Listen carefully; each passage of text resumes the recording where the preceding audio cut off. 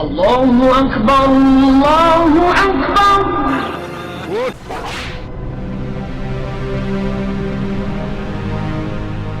حضرت بلال حبشی رضی اللہ تعالیٰ عنہ مشہور صحابی ہیں جو مسجد نبوی کے ہمیشہ موذن رہے۔ شروع میں ایک کافر کے غلام تھے، اسلام لے آئے جس کی وجہ سے طرح طرح کی تکلیفیں دی جاتی تھی۔ امیہ بن خلف جو مسلمانوں کا سخت دشمن تھا، ان کو سخت گرمی میں دوپہر کے وقت تپتی ہوئی ریت پر سیدھا لٹا کر ان کے سینے پر پتھر کی بڑی چٹان رکھ دیتا تھا۔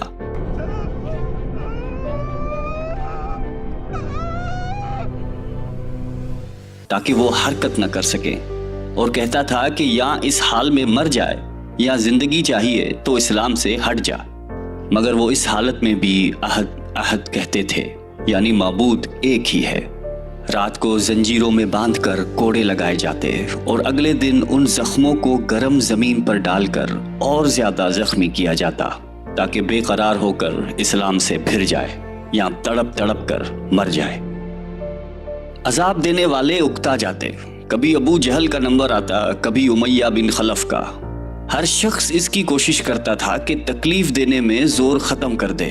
حضرت ابو بکر صدیق رضی اللہ تعالیٰ عنہ نے اس حالت میں دیکھا تو ان کو خرید کر آزاد فرمایا۔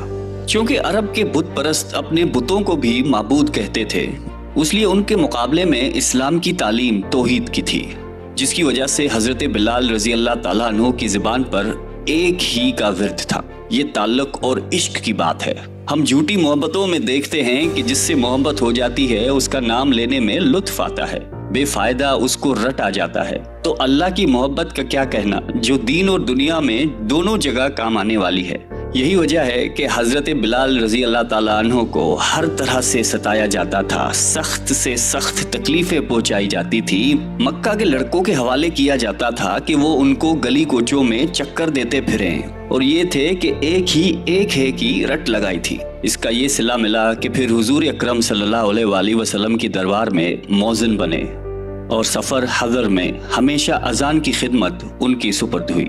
حضور صلی اللہ علیہ وآلہ وسلم کے وصال کے بعد مدینہ طیبہ میں رہنا اور حضور صلی اللہ علیہ وآلہ وسلم کی جگہ کو خالی دیکھنا مشکل ہو گیا۔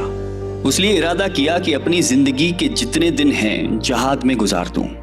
اس لیے جہاد میں شرکت کی نیت سے چل دیے۔ ایک عرصے تک مدینہ منورہ لوٹ کر نہیں آئے۔ ایک مرتبہ حضور صلی اللہ علیہ وآلہ وسلم کی خواب میں زیارت کی۔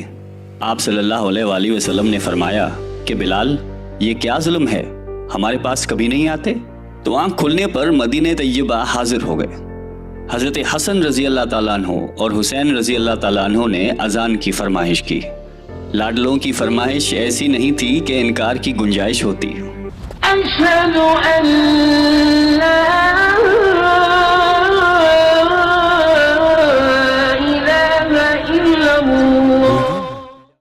اذان کہنا شروع کی اور مدینے میں حضور صلی اللہ علیہ وآلہ وسلم کے زمانے کی اذان کانوں میں پڑھ کر کوہرام مچ گیا۔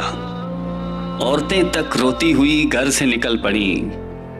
چند روز قیام کے بعد واپس ہوئی اور 60 ہجری کے قریب دمشق میں آپ کا وصال ہوا۔ اللہ تعالی ہم سب کو قلب سلیم عطا فرمائے اور قرآن اور حدیث پہ چلنے کی توفیق عطا فرمائے، آمین۔